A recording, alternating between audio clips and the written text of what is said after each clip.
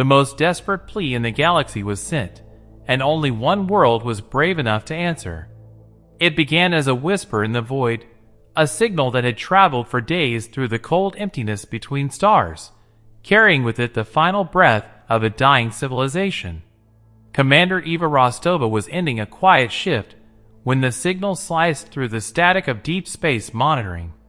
For 5 years, she had listened to the natural radio emissions of pulsars and the background hum of the universe, but she had never heard anything like this. It wasn't the usual stellar noise or automated data burst from one of humanity's fledgling colonies. This was a voice, processed through their translation systems, cracked with a terror that was utterly alien and yet completely recognizable in its raw desperation. This is Prelate Zara of the Idran Commonwealth. Our defense fleet is gone. Our cities burn. We are facing extinction. Is there anyone at all in this vast darkness who will help us? The emergency council chamber was thick with tension you could almost taste. Around the polished table sat the most powerful leaders of Earth, their faces illuminated by the holographic display showing the alien transmission's origin point. Getting involved is a monumental risk, the Secretary of Defense stated, her face grim on the view screen. We know nothing of galactic politics or the forces arrayed against these people. We could be inviting our own destruction by interfering in matters beyond our understanding. Admiral Valerius stood, his frame blocking the light from the star chart behind him that showed the immense distance to the Idran system. And if we do nothing? We sit here in comfort and listen as 4 billion souls are silenced. We built these fleets, these weapons, to defend life and our values. If we won't defend those principles when they're most needed, what is the point of any of it? We do not abandon the innocent to the darkness. Prelate Zara watched the tactical display with a growing numbness that threatened to overwhelm her twin hearts. The Kthar Warfleet, a swarm of angular, predatory vessels that moved with chilling precision, continued its relentless advance. Another Idran cruiser, designed for peaceful exploration and scientific research, vanished from the screen in a flash of light that represented the end of 30,000 lives. 30,000 lives, her aide whispered, the horror hollow in his voice. Gone in an instant. They were scholars and engineers, artists and diplomats, no match for a civilization that had been built from the ground up for conquest and domination. The massive Kthar flagship, the ominously named World Eater, began moving into bombardment position over their capital city. The end, she realized with chilling certainty, was now merely minutes away. Admiral Valerius watched the Idran system resolve on the main viewer of his flagship, the EDS Vanguard. The sight was a physical punch to the gut. The beautiful blue and green world was wreathed in smoke from countless impacts, and orbital debris formed a glittering, tragic graveyard of what had once been the Idran defense fleet. Tactical report, he ordered, his voice low and controlled despite the anger boiling within him. Over 180 hostile contacts confirmed. The Kthar blockade is total and systematic. We are detecting 3, maybe 4 Idran signatures trying to hide in the planet's magnetic field. All appear to be heavily damaged and operating on minimal power. Captain Nico of the last operational Idran warship, the Starlight Searcher, managed to hail them despite the heavy jamming. Admiral, the blue-skinned alien said, his face etched with the exhaustion of someone who has already accepted his death. Your courage humbles us. That you would come all this way for strangers speaks volumes about your species. But you must turn back. Your 12 ships cannot possibly stand against this armada. Do not throw your lives away with ours. There is no shame in survival. Valerius offered a thin, determined smile that didn't reach his eyes. Captain, with all due respect, they have never fought humans before. That is an education we are about to provide. The galaxy is about to learn why we never back down from a fight for what's right. Overlord Crag, a hulking brute of scarred flesh and metal augmentations, scoffed at the report from his sensor officer. 12 ships? From some backwater species called humanity? His laughter was a harsh bark that echoed through the crimson-lit bridge of his command ship. They must have a death wish. Send the Vanguard Squadron to crush this irritation. I don't want this minor distraction to delay our conquest schedule by even a minute.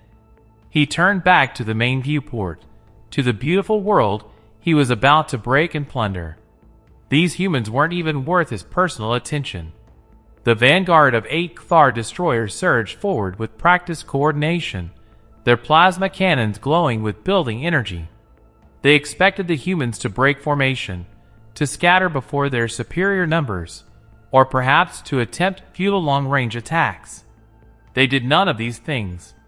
Instead, the human fleet accelerated as one, their heavily armored bows purposefully soaking up the incoming fire as if it were mere rain. Then they returned it, not with plasma or energy beams, but with solid tungsten rods fired from massive magnetic railguns running the length of their ships. The projectiles struck at a significant fraction of light speed, obliterating shields and punching clean through hulls with terrifying kinetic energy. In under 4 minutes, what had been a confident Vanguard squadron was reduced to expanding clouds of space dust and debris. On the bridge of the Starlight Searcher, Captain Nico stared at his sensor display, utterly speechless. By the stars and all the moons, he finally whispered. How is this possible? They took direct hits that should have vaporized them. Overlord Crag's amusement vanished, replaced by a simmering rage that made the officers around him shrink back. All ships, full engagement. Destroy these vermin. The main Cathar fleet, a sea of red icons on the tactical display, began its advance in a traditional battle formation designed for fleet actions against civilized opponents. Admiral Valerius didn't flinch as the wave of enemy ships moved toward them. All vessels, execute attack pattern Zulu. I repeat, Zulu pattern. Target their logistics and command nodes first. Remember, they fight for conquest and plunder. We fight for survival and for the lives of billions who cannot fight for themselves. The human ships split into 3 groups with precision that seemed almost impossible, moving with a coordination that spoke of endless drills and a deep understanding of 3-dimensional combat. They completely ignored frontal assaults against the strongest enemy formations, instead slashing at the Cathar supply lines with surgical precision.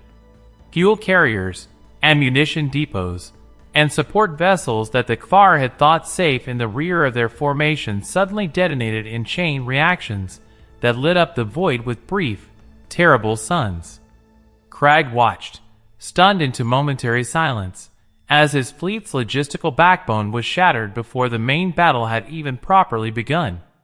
They have no honor, he finally roared, slamming a massive fist on his command console. What kind of warriors attack supply ships?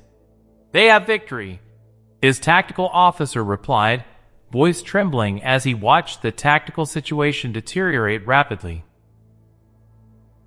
And they seem to understand exactly how to achieve it with minimal losses. The human fighters, small and agile compared to their Cathar equivalents, swarmed into the combat area. They didn't engage in the individual duels the Cathar pilots expected. Instead, they hunted in coordinated packs, using feints and ambushes developed over centuries of atmospheric and space combat. The EDS Vanguard led the center group straight for Crag's flagship, ignoring the lesser vessels trying to intercept them. Their armor is too thick for a frontal assault with our current weapons, Valerius's EXO reported, studying the scan data. Then we won't assault it directly, Valerius said with a cold smile. We'll dismantle it piece by piece. Target their primary engine array and weapon mounts. Leave them dead in space. Stripped of its support and systematically crippled, the Cathar fleet began to lose all cohesion. Ships that tried to retreat found human vessels already waiting on their escape vectors, having anticipated their movements. The battle became a rout, then a slaughter. Overlord Crag's final transmission was a scream of pure, undiluted fury, as the World Eater was torn apart from the inside out by secondary explosions ripping through its vulnerable interior spaces. Emperor Forlag received the news in cold, simmering silence on his throne world. The defeat was not just a loss. It was an impossibility that challenged 5 centuries of Vorak expansion and dominance. "Show me this humanity," he commanded, his voice dangerously quiet. The data that flooded his screens was in many ways more terrifying than the battle report itself. It showed a history not of peace and exploration, but of relentless, global conflict spanning thousands of years. These humans had not just endured war, they had perfected it, turning it into a science and an art form. "They are what ancient Terrans would call an apex predator species," his intelligence minister whispered, fear evident in his posture. "And we have just threatened their den. They will not stop now." Forlag rose, his decision made. "Mobilize the Grand Armada. Every ship, every warrior, every weapon we possess. We will erase their homeworld from the cosmos and make an example of them that will echo through the galaxy for millennia." The message from Admiral Valerius to Earth Defense Command was grim.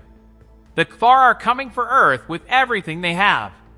Intelligence suggests over 1,000 warships, possibly more. Command's orders are for us to stay here, to preserve the fleet as the last remaining military force if Earth falls." Prelate Zara entered his ready room without ceremony, her expression determined. "Admiral, we will not allow you to face this alone. You saved our civilization from certain extinction when every other power in the galaxy turned away. We will stand with you now, whatever the cost." Valerius was deeply moved but remained pragmatic. "Your ships aren't built for this kind of war, Prelate. Your people are explorers, not soldiers. Then we will help you build yours stronger," Zara said firmly. "Our shipyards are the most advanced in this sector. They are yours to use as you see fit. Let us help you prepare for what comes. The entire galaxy is watching to see what happens next." News of the coming armada spread through diplomatic channels and intelligence networks. And then, something miraculous began to happen. First, a squadron of sleek, advanced vessels from the Zenturi Concord arrived at the rally point, their commanders offering formal military assistance. Then, the blocky, powerful drone carriers of the Tau Collective jumped into the system, their automated fleets swelling the Alliance's numbers. Dozens of other species, once silent and compliant under the shadow of Kthar domination, now began sending what ships they could spare. The message to Emperor Forlag was clear. The tyranny of the Kthar would be challenged here and now, at the human homeworld. The Kthar Armada arrived in the Sol system like a locust swarm darkening the sky, their numbers so great they blocked out the stars behind them. Emperor Forlag expected to find a frightened, isolated world preparing for inevitable destruction. Instead, he found a fortress system that had been preparing for this moment for weeks. Every resource, every innovation, every tactic humanity had ever conceived had been poured into the defense of their home. Human defensive platforms, hidden within asteroid fields and the rings of Saturn, opened fire simultaneously from unexpected vectors. Swarms of automated drones, each carrying a single powerful warhead, slammed into the lead Kthar ships in waves that seemed endless. The invaders were bled dry, their formations broken, before they even reached the orbit of Mars. When the main Allied fleet, led by the upgraded EDS Vanguard and flanked by Idrin, Zenturi, and Tau vessels, descended upon the disorganized Kthar forces, the outcome was already inevitable. The battle was fierce and brutal, fought with the desperation of those defending their home and the determination of those finally breaking free of tyranny. The Kthar, for the first time in their long imperial history, found themselves fighting an enemy that understood war on a deeper, more psychologically complex level than they did. They were surrounded, outmaneuvered, and systematically broken as a military force. Emperor Vorel died on the bridge of his flagship, watching his empire die with him as human boarding parties stormed his command center. In the aftermath, representatives from dozens of species gathered on Unity Station orbiting Earth to sign the Galactic Compact. A new alliance was born from the courage of a single species that had answered a call when no one else would, proving that some principles were worth risking everything to defend. Zara spoke softly as she stood beside Valerius on the observation deck, looking down at the beautiful blue marble of Earth. You answered when no one else would. You risked everything for people you had never met. The galaxy will never forget that lesson in courage. Valerius looked at the planet below, then out at the stardusted blackness beyond. We only did what any decent species should do. And in doing so, we proved the most important lesson of all, that when free people stand together in defense of what's right, no darkness, no matter how powerful, can ever truly win. If you believed in a universe where courage and compassion can triumph over brute force, if you want to see more stories about humanity's place among the stars, show this channel your support. Like this video, and subscribe to Winds of Thought for more tales of hope and defiance against the darkness. What other moment in history would you want to see humanity step onto the galactic stage? Let us know your thoughts in the comments below.